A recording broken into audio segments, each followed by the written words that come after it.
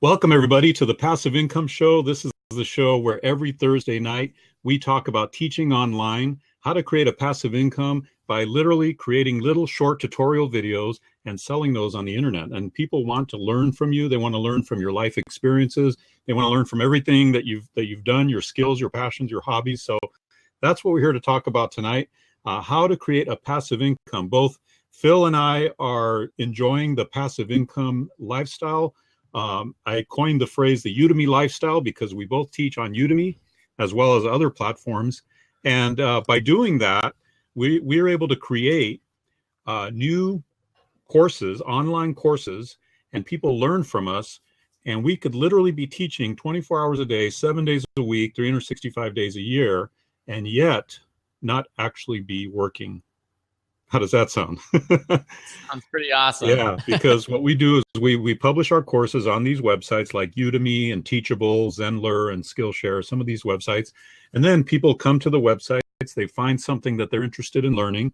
They buy the course. That means that generates a payment to us. And then the rest is history. They get to learn at their pace. The amazing thing is, where's my phone? I don't have my phone here, but the amazing thing is people can learn on their laptop, on their desktop, on their tablet, on their iPad, on their iPhone, on their smartphone. They could learn while they're on the bus. They could learn while they're on the plane. They could learn while they're on a train. They could learn anywhere. And the awesome thing is we publish this content, people consume it, and that generates an ongoing passive income for us. So that's what we're excited about. And that's why we decided to start this show, Phil and I. We both combined have almost 100 courses published. Right, Phil? I mean, I think we might have 100. I think we're going to hit it pretty soon. It's pretty awesome. I know we have a lot of returning guests, but for everyone new out there, just welcome you to the show. And yeah, we're just so passionate about teaching online courses and starting out really with udemy.com and just taking off from there. And both of us are just living our passive income life, creating these courses, and now we enjoy teaching others how to do the same. So tonight we're going to be talking about validating your course idea, which is, I think, a really important topic for new instructors, but also for instructors who have a course and are looking to teach their next course. And so for those of you who are new to the show, we typically do interviews with other online instructors every other week. And then the opposite weeks, we take a topic, a very specific topic about course creation, publishing, promotion, and we dive into it. And throughout this show, if you have any questions, feel free to type them in the chat box and we'll answer them. If we will be opening up the hot seat later on to get people on the show. Hopefully, people, if you guys have ideas for your next online course, we can bring you on the show. We can kind of talk about it, validate it right here. And so just excited to get going. As always, you can give us some props by clicking that little hands applause button at the bottom of our little screens. You can follow us by clicking our icons at the top left of our video screens. And you can also get in touch with all the other followers right now by clicking the little icons, the faces at the top, the very top of the Blab screen. You can follow other people that way. And we would totally appreciate if you go ahead and click that tweet and post, Facebook post button on the left side of the screen and tell your followers that you are listening to the Passive Income Show. So, Dave, let's start talking about course ideas. I mean, like you said, we almost have 100 courses between the two of us. So we have a little bit of an idea of what works and what doesn't work. Yeah, and when it comes to course topics, I think I see a lot of people get it wrong. And the reason I see a lot of people get it wrong, though, is because I got it wrong in the beginning. I was taking a different approach to Udemy than I should have. And I actually think it cost me about a year, frankly, to be really honest, because I was taking the product creation approach where I come from the internet marketing background. There's a lot of products about internet marketing, about driving traffic, email marketing, copywriting, things like that. And in those niches, there are very topic-specific products, very niched products. And so I brought that approach to Udemy, And for about a year, my income didn't really grow very much. In fact, it was pretty low. It was kind of sickening, actually. And that's one of the reasons that I got a slow start on Udemy is I was choosing the wrong topics, I was taking the wrong approach to Udemy. So that's why, if you look at the course at this title for this show tonight, it looks kind of like a boring title, right? Validating your online course idea. It looks pretty boring, but let me tell you something. What we're going to talk about tonight is exciting because it's going to fast forward you to success in your online teaching career. By not broadening out my topics, I was costing myself a lot of earnings. I was costing myself a lot of time, and I was creating a kind of a stagnation in my Udemy career. So tonight, we're going to talk all about that and how important it is. We're going to talk partly, I think Phil's going to probably go on the approach of validating your course idea. And I'm going to talk a little bit more about broadening your topic so that your topic appeals to a broader audience on Udemy. We're also going to probably talk a little bit about the topics that do well and the topics that don't do well. We're going to talk about and we're also going to open it up to you guys to ask your questions about your potential topics and give you a little bit of coaching here as well. So, but one thing I want you to understand is it is important to take that topic that you're creating your course on very seriously and be very judicious with it and careful with it, because the choice of topic and especially the title of your course can make or break you. It can really make a difference in how many sales you get, how much search engine traffic you get from Udemy, and how well your courses are promoted. So that's what tonight's all about. As boring as the title seems, it's a very exciting topic because we're going to show you how to make more money.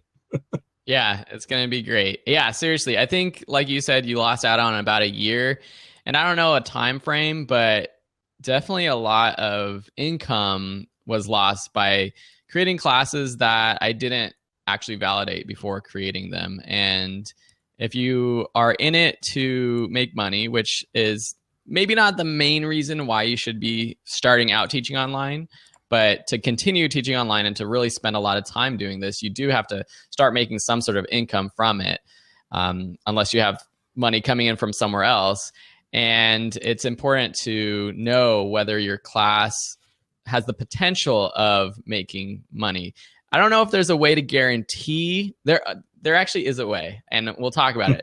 But there's different forms of validation, which we'll kind of go into. And yeah, like Dave mentioned, I'm going to be talking about really like figuring out, does your topic have an audience? That's what I'm going to talk about with validation. So, so how do you want to start this whole conversation?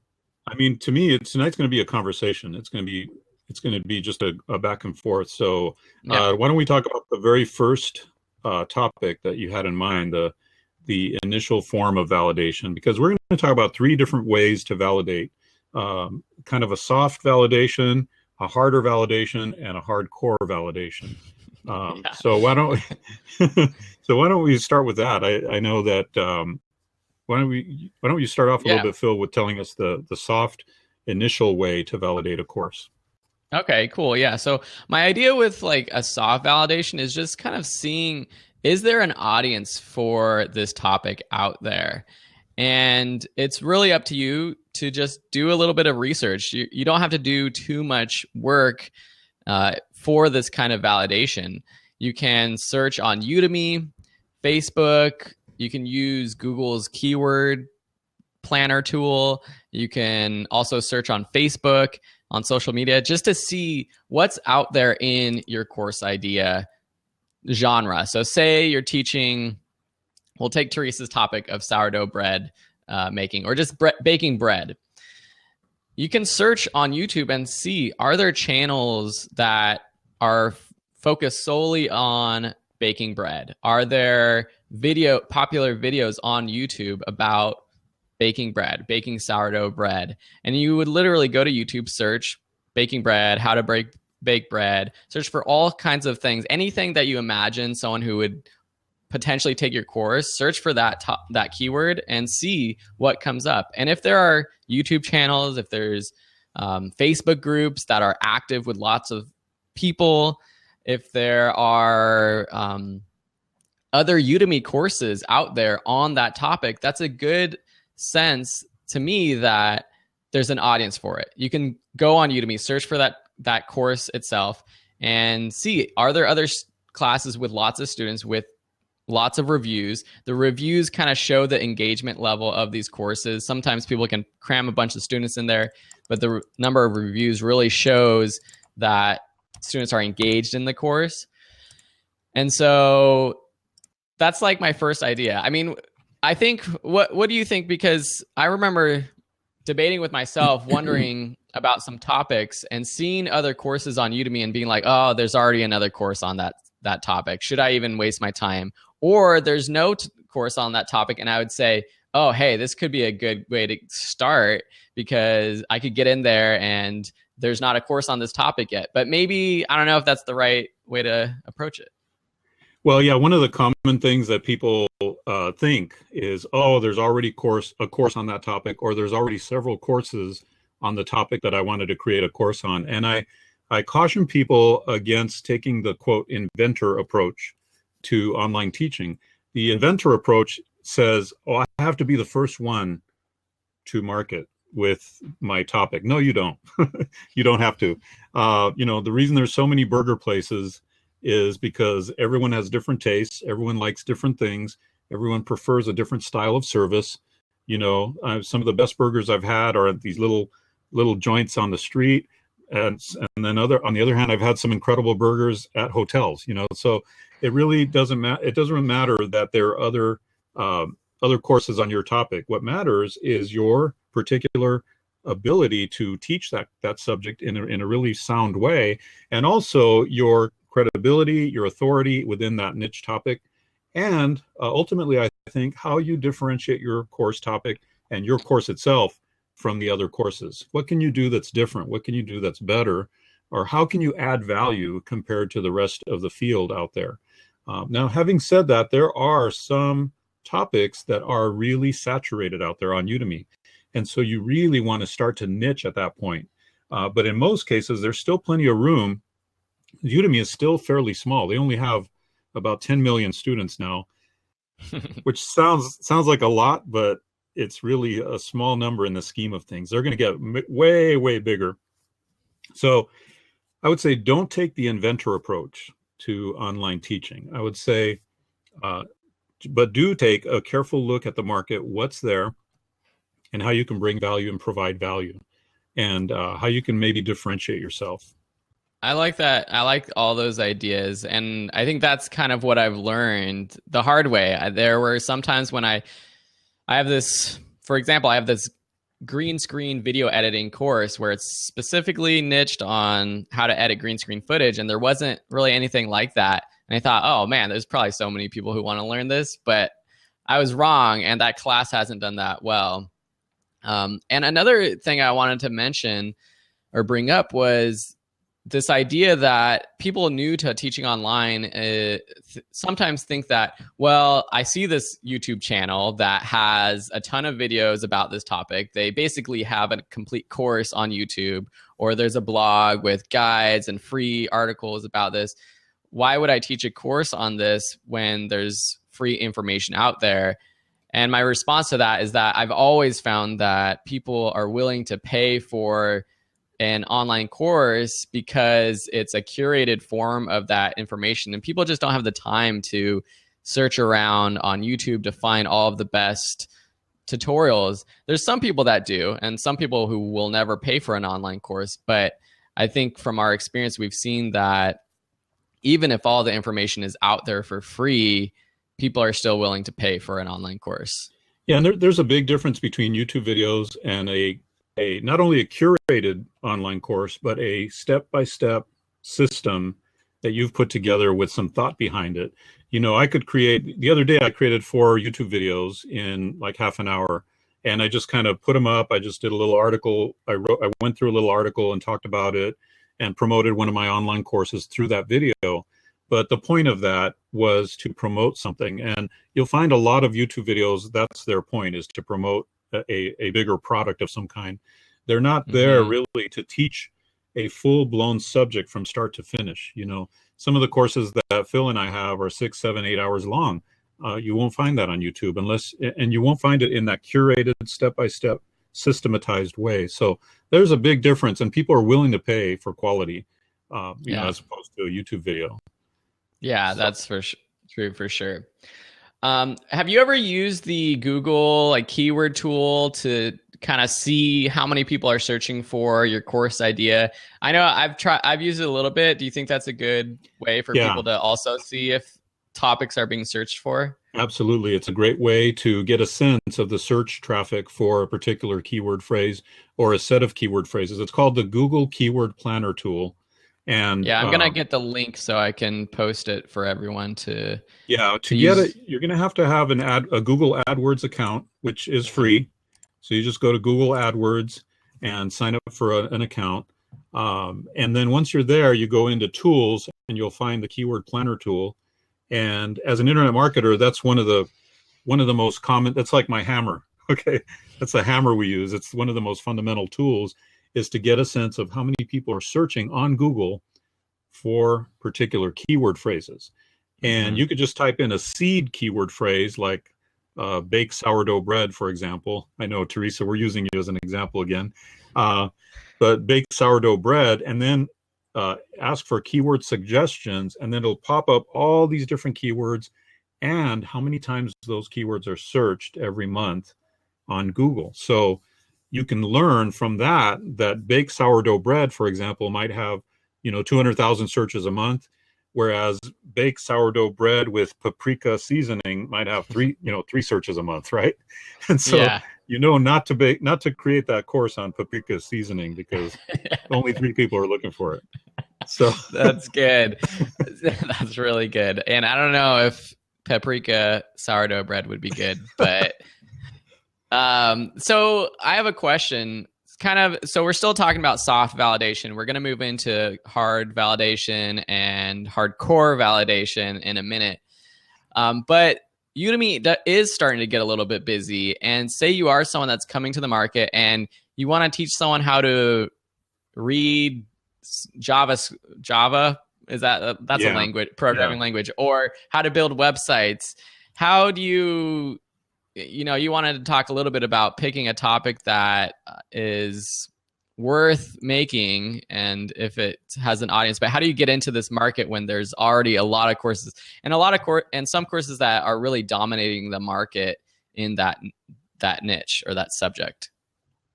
I'm sorry, I was reading some of the chat things. What was the question again? So if you're coming, say we have a listener coming in and says, I want to teach people how to make websites, but they go on Udemy, they see that there's already hundreds, if not thousands of courses on building websites.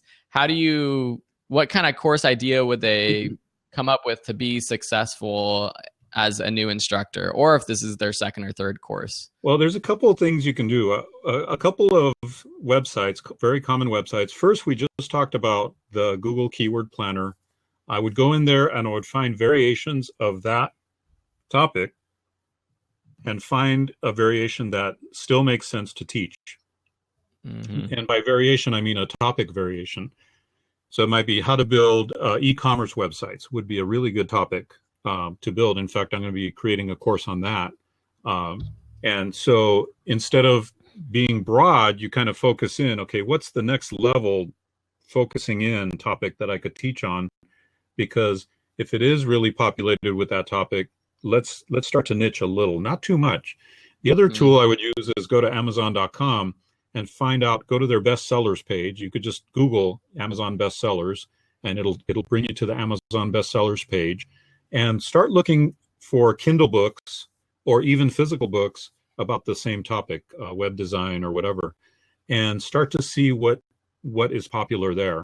You can usually tell by the Amazon rank. Amazon ranks all their products, and you can tell by the Amazon rank how successful a product is selling.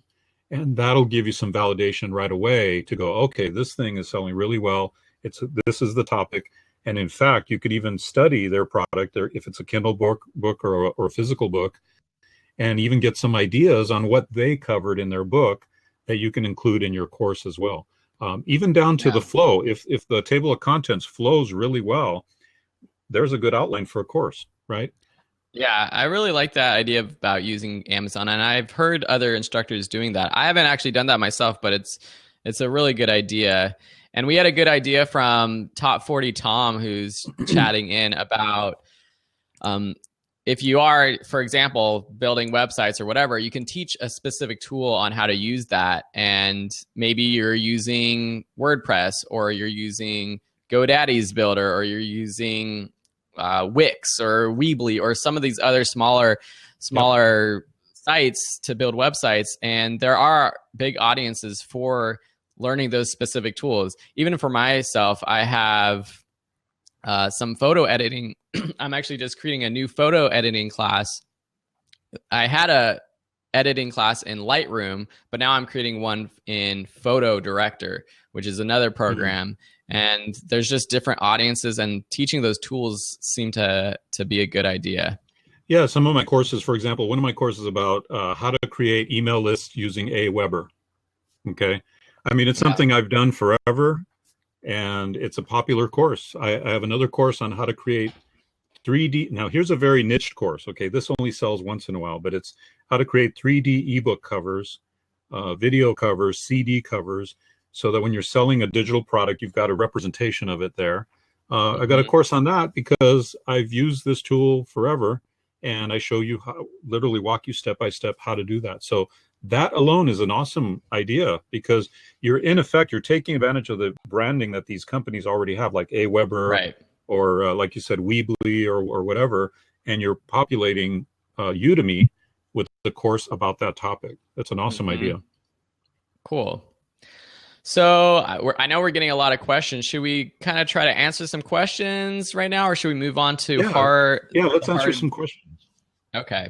So I know the latest one that just popped up on the chat was Tony was asking about, once we have validated our course, how long should we spend creating the course? Is that right? Or creating smaller versus large mega courses? I guess that's his question. When looking at other courses, the sales could be all free or one's making money. How do you know? So I guess he's asking kind of how long does it take to spend on a course creating it, and then should we be creating big long courses or sort of shorter courses just to get into the market? Yeah, I have a system for creating courses quickly, and it has to do with creating a PowerPoint and then teaching the PowerPoint, basically narrating the PowerPoint. Now, in some cases, Chef Tony, for example, when I did the Aweber course, it was easier to just I did an introduction to email marketing on PowerPoint. And then I said, let me demonstrate now how to create an email list using Aweber. Let me demonstrate, in another lecture, how to create an opt-in page that's hosted on Aweber. Let me demonstrate. And those are all demonstrated right on the website live.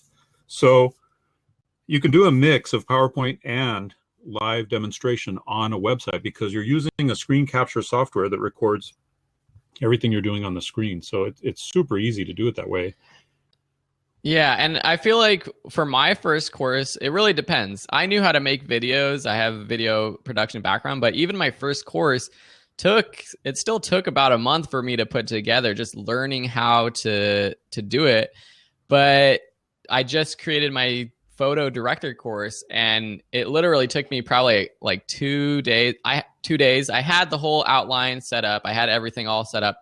So all I had to do is actually sit down, record it, and edit it. But it did take me only a couple of days. And so I think it's really hard to pinpoint how long should you invest in a class, because you don't know if it's going to be successful or not.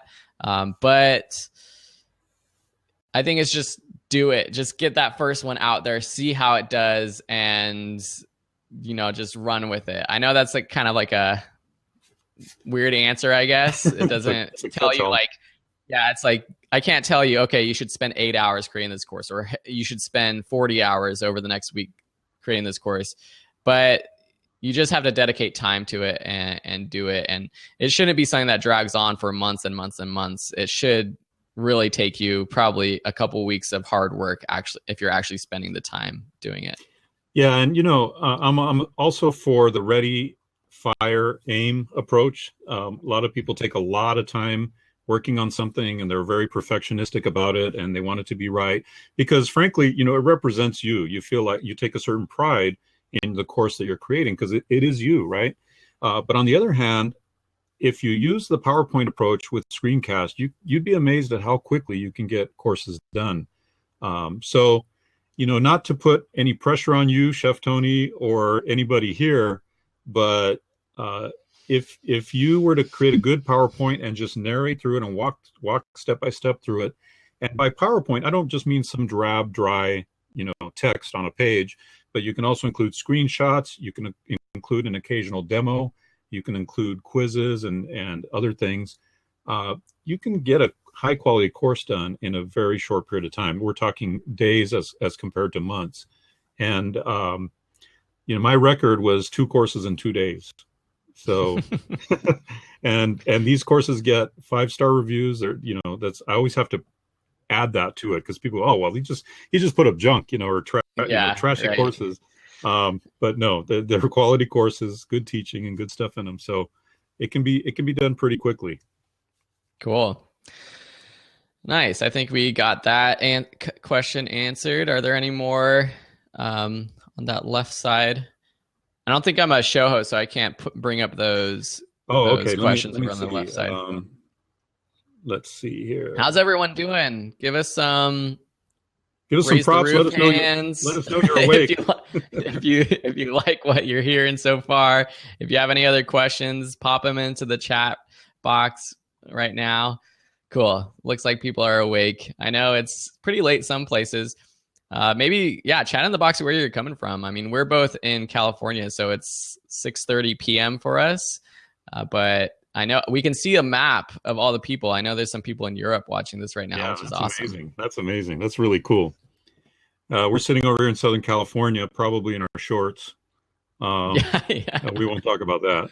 Okay, here's another question. I have a Kindle book that has done well for a few years that I'm making into a Udemy course.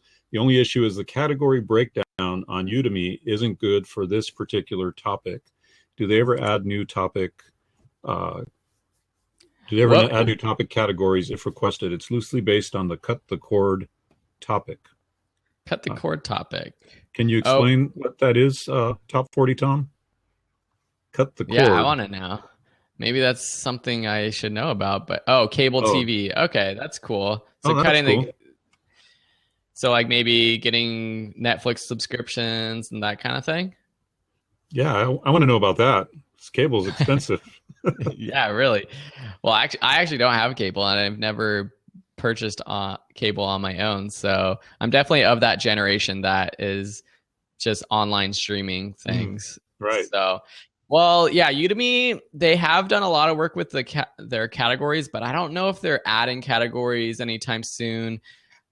They've kind of established the market so far, and I've tried to get them to add categories. I've pleaded for them to make their video production category bigger or better because it's under the photography category, which to me just I know it makes sense to most people, but to me I think it should be its own category. But yeah, absolutely. But yeah, I don't know what category that would even go under.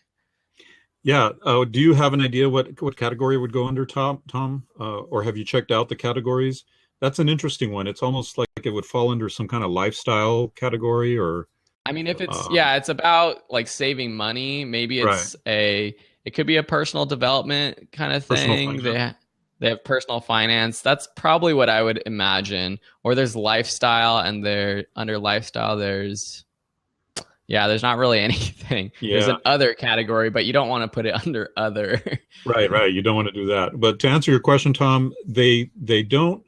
Udemy will not add new categories just on our request. They do look at their marketplace occasionally, and they will probably expand their categories over time. Frankly, Udemy is still a brand new company. I mean, it is still a startup, even though they took in something like $65 million in their last round of funding. They're still a baby company, and we're still in the early days. So here's how I see it. if there isn't a category for your topic right now, there will be at some point. And here's the other thing: if you have, speaking to all of you, if you have an idea for a topic for an online course, and maybe you publish the course and it's not doing well right now, that doesn't mean that it won't be doing well in the future, because 10 million students, trust me, is not a big number when a website like Amazon has 250 million members who are shopping on Amazon, and more growing every month. So this really is the beginning of a ramp up. And even though there are already people making 20, 30, 40, 50,000 a month, and some people, the top guy I think is making like 3 million a year with his online courses, it's just the beginning. This is just scratching the surface of what's possible for online learning and online education. There's going to be a big shift in where and how people want to get their education. They're not going to want to go to an institution anymore. They're going to want to be home and study just like they're doing now. So that was one point I wanted to make, Tom, was that. And the other point is get it into the best category possible for now, and then just focus on doing good keyword research for your title, the topic of your course, the title of your course, because that title and the subtitle are key to getting your course ranked in Udemy search engine. And, in Udemy and off of Udemy, I notice now when I search for some topics in Google, a Udemy course will pop up. And so for that topic in specifically, it looks like you have a lot of great reviews on the Amazon book. So there's people searching for it, and you know more than us how successful the book has been. But if it has been that successful on Amazon, there's probably people searching for it, and they'll find it on Udemy via the Udemy search engine or through Google. So yeah, like Dave said, focusing on getting a good title that includes maybe some other keywords about personal finance, saving money, that kind of thing would be good. Yeah. Let's answer this question by Dina, and then we might continue our flow here that we were doing. Yeah. So the question is, has uploading a course to Udemy gotten quicker? Last time it took all night. Yeah, I think it has actually gotten a lot quicker. There was a point where there were some big issues, but uploading takes really quickly for now. Of course, it depends on your internet speed and connection. But today, I mean, I was uploading videos that were almost like a gigabyte, almost like 700 or 800 megabytes, and it took 5 minutes or so. And that I have like pretty good internet, I think, but I don't think Udemy is having any slowdowns. Yeah, sometimes what you have to do is just bail out of your course publishing page and start over, or try again and just get a different connection going to get in there. Sometimes what I'll do, because I live in an area that has kind of poor internet service, I'll go to the library, and they have blazing fast internet there. So when I have to do some video intensive stuff, like I do a lot of uploading and downloading of videos for private label rights courses that I buy and things like that, I'll just go to the library, and it's funny because I end up being more focused there. That's a good idea. Yeah, I think use the free resources that we have. We're We're paying for it with really our good. taxes. So, Yeah. okay. So, go ahead. Oh, is there another question? There was. Let's answer this one real quick. Nowadays, that Udemy gives the courses at $10 from time to time, it looks like it's not feasible for high-tech, high-value courses where there are less number of customers but who can pay more. Well, that is changing, Sanjay. Little by little, Udemy is starting to raise the floor of their sales. And even, I think that's one of the things this year that they're focusing on, because last year during the summer, they did this price testing, and they were testing and seeing where was the optimal price for online courses. And with that data, they are now taking that data and they're now offering, for example, you'll see $24 sales, you'll see $19 sales, you'll see $15 sales. And I believe, I don't know if this is true, but I believe that when you do see a $10 sale, first of all, it's not a site-wide sale like we did like they had in January or in November. Here's what I think, and what I've heard is that Udemy will retarget you with maybe a $24 sale after you visited their site. You'll find the ad on Facebook for that course. And then if you don't buy, maybe the next time you see the ad, it's $19, and if you don't buy it then, maybe the third time you see the ad, it's $15. So Udemy has this ability, well, we all do if we do retargeting. We have the ability to target those people over and over again with maybe a lower and lower and lower price point, so that at some point it just gets too irresistible and they go ahead and buy at that price. So I believe that $10 thing is going to be going away this year, and that we're going to be seeing more 15, 19, 24, and even 50% off sales, which I think would be awesome. But having said that, one of the things that you might consider testing if you have courses is lowering the list price of your courses to better reflect the actual value of those courses. And I've been getting some full price sales recently because I did that across most of my courses. Oh, nice. I lowered the list price, because what was happening is when we knew that Udemy was always doing these $10 sales, it was tempting to go, okay, I'm going to price my course at $250 or $300 or whatever, because when they see that $10 sale, it's going to show like 98% off, on the listing, right? And so it was a strategy that a lot of top instructors did. Now, as they're moving the floor up, we want to move the list price down so that it's more likely that people will buy at list price. Now. That's a really good idea. And I know there's lots of rumors about it's the last $10 sale, and I know some people have said Udemy said that it's the last $10 sale. I'm not gonna believe it until I see it. And the only other thing I was gonna say to Sanjay is that you can always keep your course off of the Udemy promotions and just have it at a higher price. And if you're driving traffic to it yourself, then they won't be able to get it at those low sale prices. And you could also self-host it. You're not going to get the marketing that does come with Udemy having so many students just searching around on the platform. But if you want to make sure that your course is high price and stays at high price, there are ways to do that. Yep. So I think we should move on to what we're calling the hard validation. We went from soft validation, which was more about, just doing some keyword research and finding out if there's an audience for your idea. Now we're going to talk about hard validation. And for those of you who are listening and didn't see before, I did write up a guide on my blog about this. I just posted the link, so you can kind of follow along with exactly what I'm talking about right here. And so with hard validation, it's more about asking potential customers if they're interested in purchasing your course. And so we're actually using our audiences, whether it's on your blog, if you have an email list, it's posting a blog article, it's if you have a YouTube channel, posting a video and asking your subscribers, it's being a part of Facebook groups, whether it's your own or someone else's, and being involved in that group or that page and posting a post asking people, would you be interested in this topic, X, Y, Z, whatever it is, and see if there's people who are interested in it. And even you can go further and ask, would you be interested in buying this course? And of course, you never know if people are going to actually buy it until they do, but this is a first kind of real hard validation where you see if people are interested in your course topic, rather than just seeing if there's maybe an audience out there. And so the first kind of idea I had was just, asking people, wherever it is, ask them.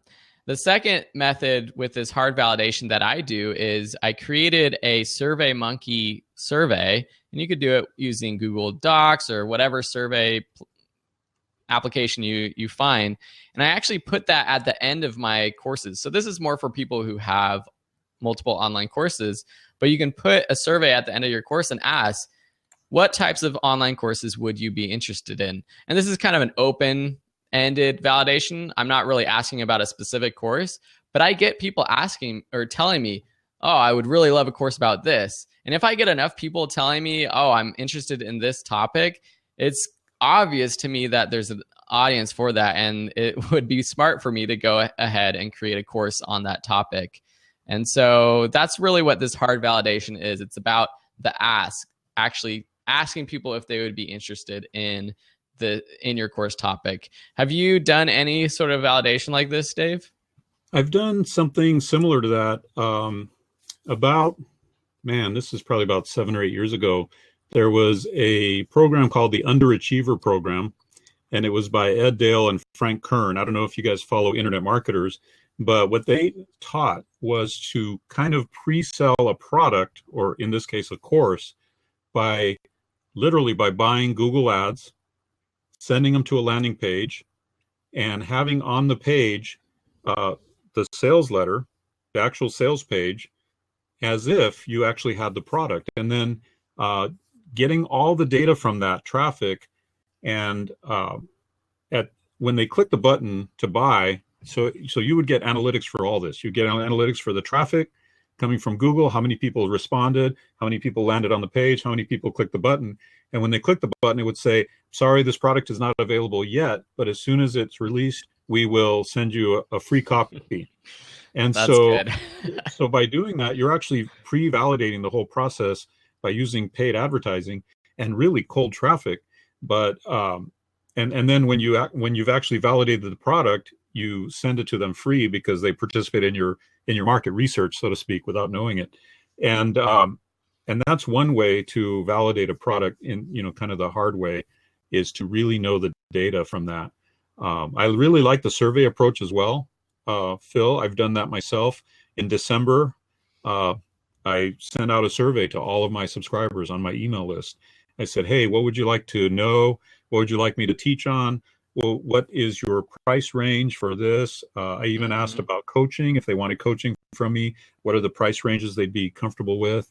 All kinds of things. And I got a really solid indication of where my subscribers were at and what was important to them. And so that kind of set the stage for 2016 for me to know what to create, what online courses to teach, and all the other things that I'm going to be doing this year with my subscribers. So those are excellent ways for sure to get some hard data. I like what Learn to Solo says, which we're going to kind of move on to. He says that the only true way to know is if they take out their credit card and pay for it. And I think that's true. And we're going to talk about that in a second, about the hardcore way to validate your course idea. But just another survey idea that I did, I had the kind of open-ended question survey at the end of my courses about what else would you be interested in learning from me. But I also, from time to time, I'll post a educational announcement and just say, hey, everyone, here are some topic ideas that other students have asked me about. Which ones are you interested in? So I'll list out all the ideas for the next courses I'm thinking about. And I usually get a pretty good response from those. And that's another way to kind of validate your course idea as well. Yep. So are there any questions that we should answer before moving on to the hardcore validation? How's everyone doing in the audience? We got 66 people watching still. That's pretty awesome. Yeah, awesome. Hope everyone's enjoying the show. Doing great. Sir John is doing great. We're getting some love from the sourdough lady. Nice. By the way, guys, Teresa Greenway, we interviewed Teresa last week. It was so awesome, very inspiring. And she's known as the sourdough lady because she has 5 courses on Udemy about how to bake sourdough bread. And you definitely want to listen to that replay. If you click on my name, you'll be able to see the past replays of the Passive Income Show. And last week was just really awesome and inspiring to hear her journey to success in online teaching, and how her courses just in 9 months have made $33,000. So she's making thousands of dollars a month teaching sourdough bread baking. Now talk about a validated course idea. Yeah, that's super awesome. And it was great having her on as an interview guest. And next week, we're going to be actually interviewing Dennis J. Smith, one of our good friends who's been a Udemy instructor for a while. And he's going to be talking about affiliate marketing. So he's kind of an expert in that field, especially when it pertains to Udemy courses. He's built a couple sites where he promotes Udemy courses, and he's built up a passive income to over $1,000 in some months for just promoting other Udemy courses. I know this guy, Nick Loper, he is the founder of Side Hustle Nation. He also was able to write a blog post where he promoted a bunch of Udemy courses, and he has a bit of a following on his site, but he made like a few grand, maybe even like $5,000 just from one post promoting Udemy courses. So it'll be interesting to talk to Dennis next week, and hopefully people will watch next week. Again, it's every Thursday at 6 p.m. Eastern or 6 p.m. Pacific time, 9 p.m. Eastern time, and whatever time it is where you're watching right now. In Australia or New Zealand, right? Yep. We got some New Zealanders here, I think. Cool. I see Roma has a long question. Did you read that one? Let me see what it says. Should I read it? It's in the chat. I'll read it to you. Hey, Dave, wanted to share this because I got it from doing your course. I had something cool happen yesterday. I have a course on how to use your voice well to teach online, but it hasn't done as well as I would have expected. I noticed a lot of podcasters were buying the course and leaving good reviews. So I spent a couple of hours rewriting the landing page and changed the course title to improve your voice to teach online or podcast. Made $200 overnight. Wow, that is a great sort of story and pitch. That's awesome. That is awesome. Thanks for sharing that, Roma. That is so exciting. And by the way, I interviewed Roma, what was it, about 7 or 8 weeks ago on this show as well. And Roma's doing well because she teaches vocal singing lessons online. And that is awesome. Just that one change from teaching online courses to podcasts. See, what happened is when you go to podcasts, you broaden your topic reach. You broaden your appeal now to a whole nother market. That is so awesome, and great thinking too on your part, Roma. Thanks for sharing that. That's awesome. Okay, let's move on to hardcore validation. It's we've been going for about 45 minutes, so it's time to get to the hardcore stuff. So we've talked about soft validation, which was kind of just doing some research, some keyword research, seeing if there's an audience out there for your topic. Then the hard validation is where you're sending out surveys, asking people. It's the ask, actually getting people to tell you, are they interested or not? And now it's the hardcore validation. And that's where you're getting people to actually pay you before you create your course. And there's a couple of ways that I know to do this. One is with a self-hosted course where you just put up a pre-launch course. And the second is through a crowdfunding campaign. And I know people who have done both of these options. We know we interviewed Nick Walters a few weeks ago, and he was able to raise, I think, 66 grand with his Kickstarter campaign before he even created the online course. And so the idea is to create this basically pitch an idea that you have for a course, put it out there, send it to your audience, and see if they'll actually pre-register for your course. And so you're pre-registering on Teachable, or if you're on Kickstarter or Indiegogo, one of these crowdfunding campaign sites, you're getting people to back you to create your course. And I think the Kickstarter method is pretty genius because you think of Kickstarter as a way to launch a business or a product that hasn't really been created yet. And why not use it for online courses? And so this is really like what Learn to Solo mentioned before. It's really getting people to put out their credit card and say, I'm going to pay you. You haven't even created the course yet. I'm going to pay you because I like this idea and I want to be a part of it. And I know people who have done this on Teachable.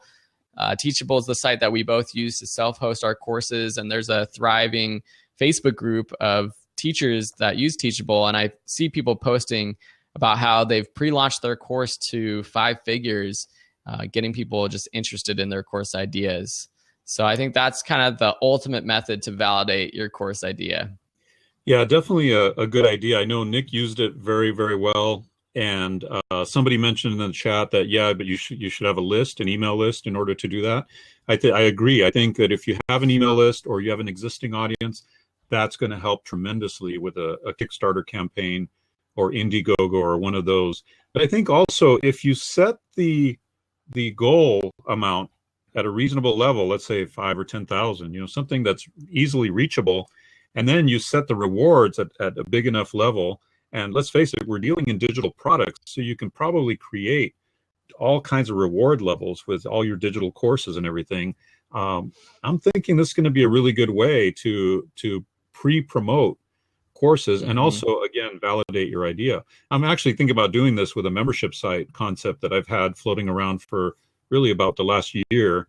And it's going to be, because I have a list, I can pre-promote it and pre-sell it on Kickstarter and then get all the other traffic that comes in from Kickstarter itself.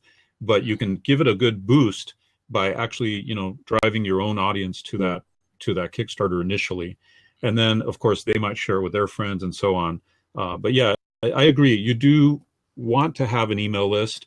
Yeah. I don't know, though. I don't know if Nick had an email list. I don't think he did.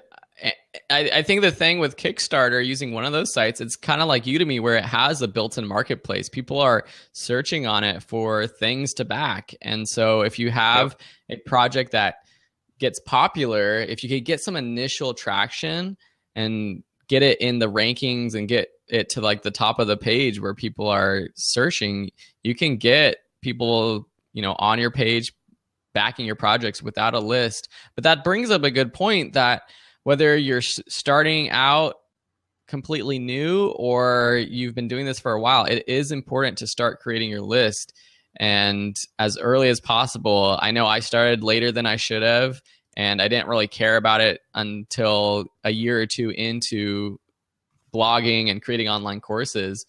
But now I really wish I would have done it at the start. And so for everyone out there, one of your first tasks when you create your website is to just put some sort of email opt-in to start getting a list that you can promote, these courses to if you want. Of course, you want to also be sending them good information to keep them on the list and not just use it for promotion. But this is the time when you're trying to validate a course. This is why a list would be so important. Absolutely. Yeah. One of the points I was going to make, I'm trying to remember now what the point was. Well, I was going to respond to Learn to Solo, who was asking about sending affiliate traffic. This is kind of off topic, but he was asking about if I recommend sending affiliate traffic to a course on Teachable or on Udemy. And I haven't done work with affiliates for my Teachable classes, but I assume there's probably a little bit more that you can do with that. It's the same, kind of the same thing with Udemy. Like, you just don't know. You don't have a lot of control over your students or the affiliates. So have you had experience with affiliates for Teachable? Have you looked at that at all? I haven't done much with either Udemy or Teachable. I've done a lot of affiliate marketing. I did some affiliate marketing today. But with regard to those sites, I would think that you could get a better payoff with Teachable because I believe you can actually set your own rates there. Yeah, but I would imagine that you could. So yeah. Cool. Well, I think we went through the validation. Is there anyone out there? Should we bring people on live if they want to now? Yeah, let's answer a few more questions. I know I wanted to answer this one real quick. Dario had a question about how do I get your course? So I'm going to go ahead and put our course bundle up for everyone to check out. This is our course bundle where Phil and I have put together each of us have put 2 courses into this bundle. So it's a total of 4 courses, but you also get an hour of coaching from Phil and I. So I personally, I think the hour of coaching is probably worth more than the courses. I don't know, the courses are good too. So it's hard to say, but we tried to make it a really solid bundle for anyone who's interested in online teaching. You can take a look at those there, but that's that one. So Dario, I know he was interested in that. Let's see. Oh, that was this question. Where can I buy this course? So there you go, Dario. Let's see. Thanks a lot, Dave and Phil, on your comments on pricing. Another question. Being unable to send promotional announcements to free students hurts, doesn't it? So that's Sanjay asking that question. What are your thoughts on that, Phil? And then I've got some thoughts too. Yeah, I mean, I think it definitely would be beneficial to be able to send promotional announcements to free students because I feel like when we could, I was able to prove that free students would actually purchase courses from me. That being said, it was a very, very small percentage. And so I'm not that bothered by it. There's other things like the bonus lecture that you're able to put in your free courses that is a place for you to promote your other courses or anything like that. So I don't know. I guess my perspective is that it doesn't hurt me that much. I don't really know if it would be that beneficial. Just from my past experience, I wasn't able to get that many conversions from my free courses. Just because the people that are in the free courses, I can't say this about everyone, but I'm assuming that a lot of people enroll in the free courses not intending to buy a course ever. So that seems to be the way with free stuff. People just are freebie hoarders and they want to get as much free stuff as possible. And they just aren't used to or willing to pay for a course like that. So those are my thoughts. Yeah, when it comes to free courses, there's a couple ways to approach it. One way, Sanjay, is when you have a free course, you get a flood of new students. You get a flood of new students as your students. So it helps to increase your student number, which is kind of nice. It's an ego stroke, but it doesn't do anything for your bottom line, right? But here's how we approach those free students. Today, I announced this passive income show, and one of the groups that I announced it to was about, 3,000 free students of mine. Now, it was short notice because I sent it today. Phil and I were a little lax in getting our show promotions out. We're busy, guys. We're creating courses, we're promoting, we're doing that stuff. But that's one way to do it, because you are allowed to send a blab announcement as an educational announcement to free students. Okay. So there's a little kind of loophole, a good loophole, where you can do that, and you could approach your free students, bring them to a blab on your course topic, whatever your course topic is, and then from the blab, you can offer them an upgrade, offer them one of your other courses or several of your other courses, and now you've turned those free students into paid students. So that's one way that it's beneficial. Another way that it's beneficial is, of course, we are all allowed to have, as our last lecture, coupons or promotions in the very last lecture of our Udemy course. So as long as you make your course, your free course, lead up to that last lecture and kind of climax at that last lecture where people are looking to see what you've got there, then you could make it work so that you turn those free students into paid students. Granted, still not the best option compared to having a paid course. So you might consider just having a very low cost. Instead of making it a free course, make it a very low cost course. I think the lowest you can make it is $9. And that way you still get paid customers in. They're used to forking out their credit card, but they're now promotable. You can promote to them because they're a paid student.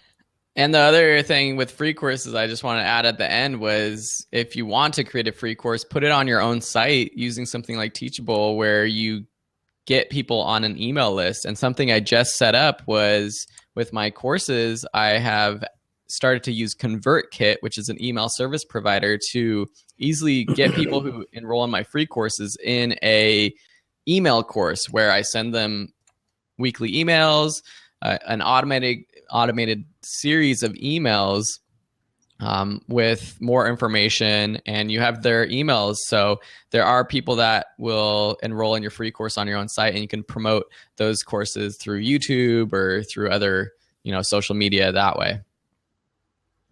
Got another question here from Mariano. Excellent show. What do you think about making the courses in Spanish? Yo creo que es una buena idea. There's my Spanish. Yo también. Yo también.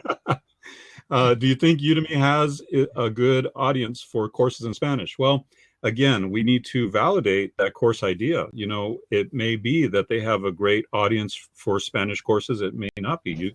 You want to take your time and do what we've done here in validating that idea. Udemy, again, is a brand new marketplace. Yes, it's about 5 years old, but it's brand new in terms of where it is in its history. It's a startup. It's a baby company. So it may be that they have not yet reached out to all these other nations as well as they will at some point. So I can't answer yes or no on whether courses in Spanish are a good idea yet. I would do some due diligence. You might even contact instructor support at Udemy and see if you can talk to somebody there, because I know they are wanting to expand internationally. And the other point that I had about that is some instructors, some of the bigger instructors, are having their courses translated into other languages. Again, they're doing that in advance of this growth that's going to come in online learning. They may not be making a lot of money with it right now, but they are planning to do in the future. One last point before we get to Phil is I do know one gentleman who's doing incredibly well with his programming courses in, I'm trying to remember the language. I know he's from Pakistan, but I don't remember the language. Do you know? I think it was just Arabic. I know that some people have done really well with Arabic. Yeah. And he's doing amazingly well because he's serving. Now, this is going against what we've been talking about here tonight, but he's serving a very targeted niche group of very interested people. And here's the other thing about his story is he pays for advertising on an Arabic forum, a message board that's focused on programming. So he's found it. See, here's the difference between whether you promote your own courses or not, is on Udemy, his audience may be pretty small, okay? But he found a niche that is highly targeted, where people are very focused and passionate. And then he found the right place, this forum, this message board that's in Arabic, that's all about programming. He found the perfect place to advertise his course. So there's two ways to get your course sold, right? There's the Udemy marketplace, and then there's outside of Udemy. And you may find a perfect place in Spanish where you can promote your courses, but a lot of sales may not come initially from Udemy itself until they grow that segment of their business.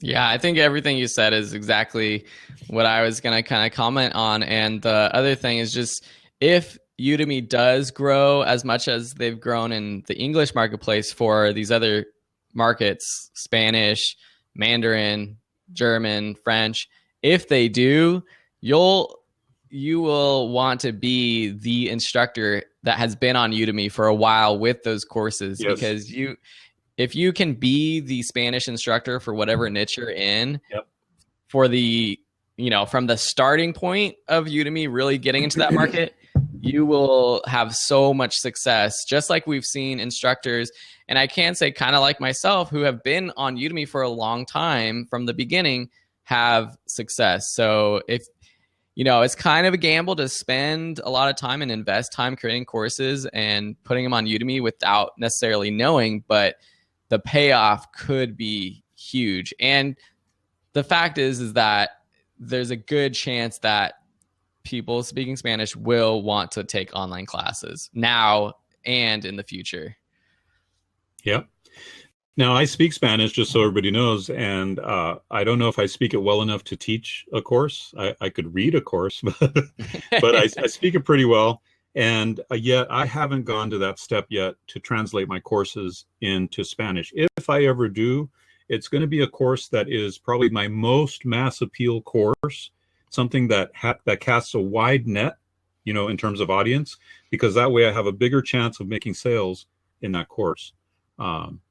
All right, we have a question from I Am Rebels. If you have a $9 course, what would the discounted cost be on the Udemy promotions like Black Friday? Or would there be no discounts on those low price courses? Well, if you want to participate in the sales, I guess you'd have to sell your course for at least $11. That way, if they do a $10 sale, it's still a sale. If you sell it for $9, you wouldn't be able to participate in Udemy's promotions.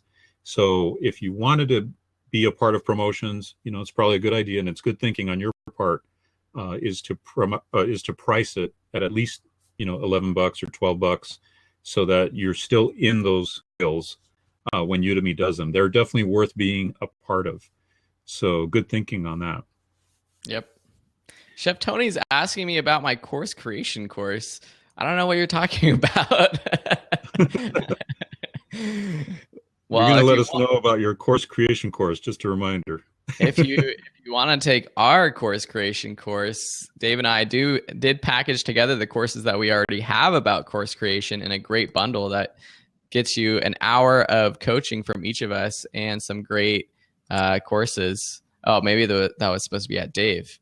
Do you know anything about this? Oh yeah. That's what we're talking about. We're talking about that, but let me kind of put it in here. Passive income show. Oh, but also, I think I was alluding to my one course that shows you the super easy, quick way to get your courses done. Jeff, Tony, I'm not able to do a bunch of things at one time, so if you don't mind, I'll send it to you. I'll tweet it to you somehow afterwards. I'm not like Phil. Phil seems to be able to do like 3 or 4 things. Oh, I just saw that on the website. Oh, and I'm like, I'm just having enough trouble just talking. Multitasking, which really isn't a thing. It's just changing my attention really quickly from one thing to the other. See, I was so busy focused on talking, I couldn't think of the word multitasking.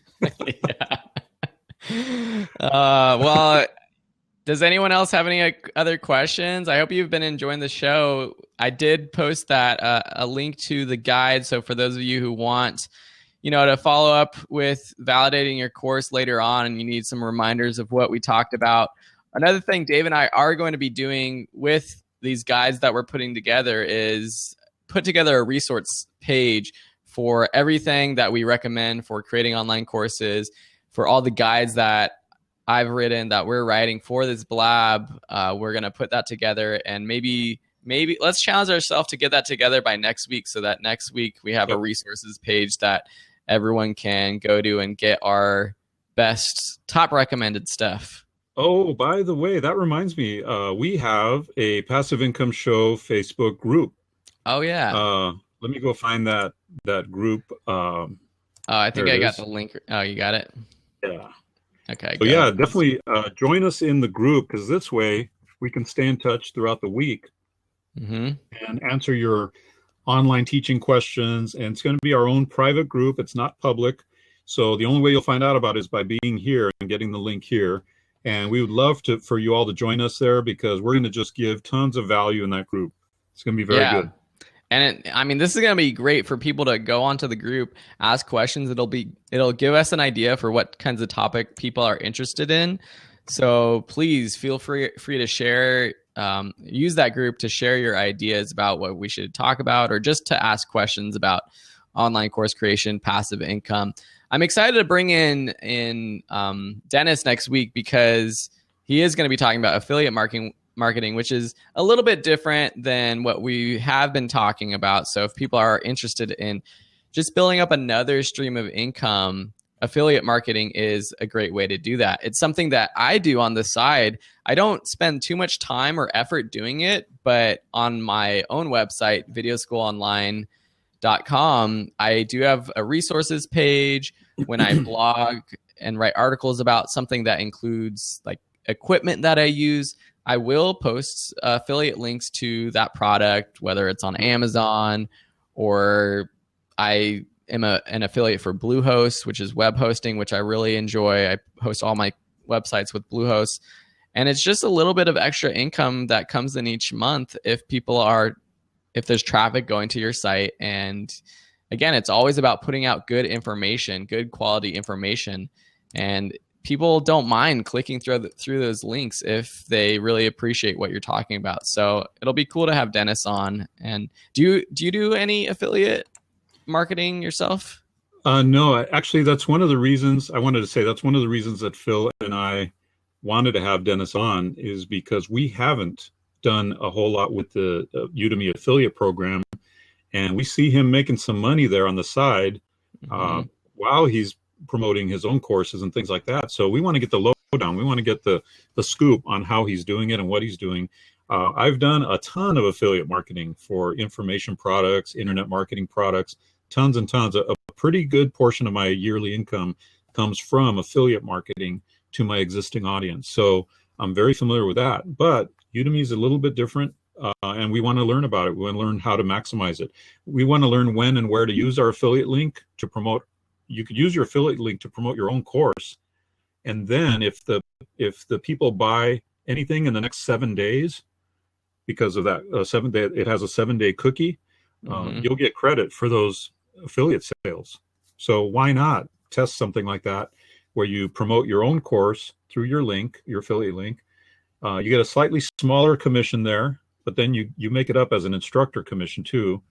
And then anything they buy in those 7 days also gets credited to you. So it's worth a shot. Yeah. It's worth looking at and checking out and seeing how else we can maximize the income from our Udemy activities. I think like this whole passive income lifestyle is all about putting together all sorts of streams of income, because it's hard to put all your eggs in one basket. You can be successful and make enough money to live and thrive from one stream. And luckily for me, I'm doing that with Udemy right now. But it's also nice to post my courses in other places and to have affiliate income. I do make a little bit of money on Amazon, on YouTube, and it's all these other streams that kind of build up a full-time income and for someone that's interested in doing it. Good night, guys. Thanks for watching. Good night.